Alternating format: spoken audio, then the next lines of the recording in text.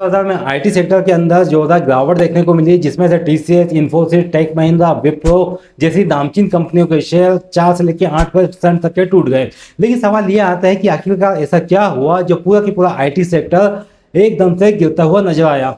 क्या कोई IT sector ने खराब नंबर अनाउंसमेंट किए हैं या टीसीएस इन्फोसिस के बिजनेस मॉडल के अंदर कोई समस्या देखने को मिली है?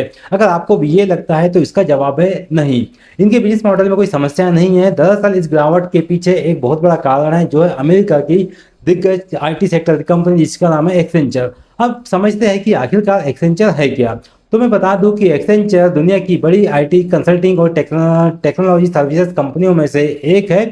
यह बड़ी कंपनियों को software development, AI, cloud computing और डिजिटल ट्रांसफॉर्मेशन जैसी सेवाएं देती है।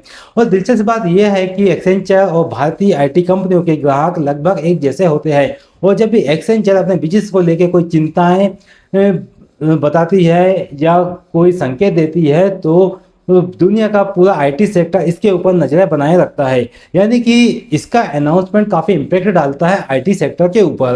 अब आते हैं कि इसके पीछे असली गिरावट का कारण क्या है। तो मैं बता देता हूं कि एक्सेंचर ने अपने ताज़ा नतीजों के साथ भविष्य के लिए अपेक्षाकृत कमजोर आउटलुक दिया है। कंपनी ने संकेत दिया है कि नए ग्राहक आईटी प्रोजेक्ट पर खर्च करने में सावधानी बरत रहे हैं और साथ ही ये भी कहा है कि कुछ बड़े प्रोजेक्ट को आगे टालने की बात यहाँ पे चल रही है। और बस यही बात थी कि निवेशकों को पसंद नहीं आई। ये जो बात हुई निवेशकों को पसंद नहीं आई और फिर क्या था, मार्केट ने यहाँ पे अनुमान लगाना शुरू कर दिया कि अगर अमेरिका और वैश्विक कंपनियां आईटी पर खर्च कम करेंगी तो इसका असर भारतीय आईटी कंपनियों पे भी पड़ सकता है। यही कारण था कि टीसीएस, विप्रो, एचसीएल टेक, टेक महिंद्रा जैसी नामचीन कंपनियों के शेयर के अंदर हमें तेज गिरावट देखने को मिली और आईटी सेक्टर की जो कंपनियां थी वो 4 से लेकर 8% तक के इसके शेयर टूटते हुए नजर आए।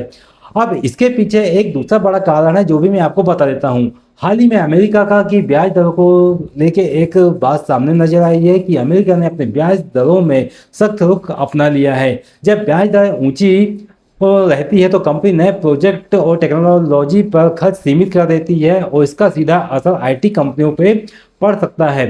यानी अब बात यह आती है कि अमेरिका की जो ब्याज दरें है वो सीमित हो जाती है तो जो आईटी सेक्टर की कंपनियां हैं उनके ऊपर भी इसका सीधा सीधा असर पड़ते हुए दिखाई दे सकता है और आईटी कंपनियों की ग्रोथ यहाँ पे कमजोर होते हुए दिखाई दे सकती है।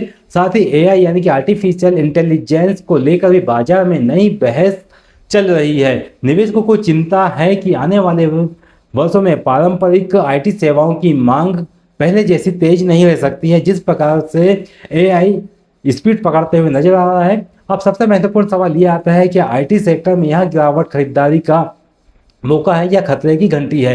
अगर आप यहाँ पे लंबी समय की अवधि के निवेशक हैं तो आपको यहाँ पे डरने घबराने की जरूरत नहीं है।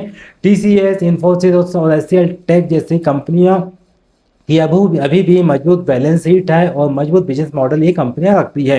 लेकिन शॉर्ट टर्म के अगर आप निवेशक हैं तो आपको यहाँ पे थोड़ा ध्यान देना चाहिए क्योंकि बाजार एक्सेंचर की टिप्पणी और आने वाले आईटी रिजल्ट पर यहाँ पे नजर रखेगा और इससे यहाँ पे इस समय उतार चढ़ाव इस समय स्टॉक के अंदर देखने को मिल सकता है।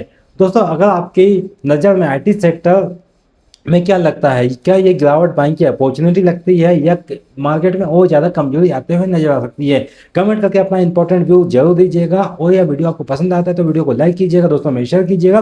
चैनल पर नए हो तो चैनल को सब्सक्राइब करना ना भूलें, बेल नोटिफिकेशन को ऑन करें ताकि स्टॉक मार्केट से जुड़ी हुई ऐसी अपडेट आपको आगे भी मिलते रहे।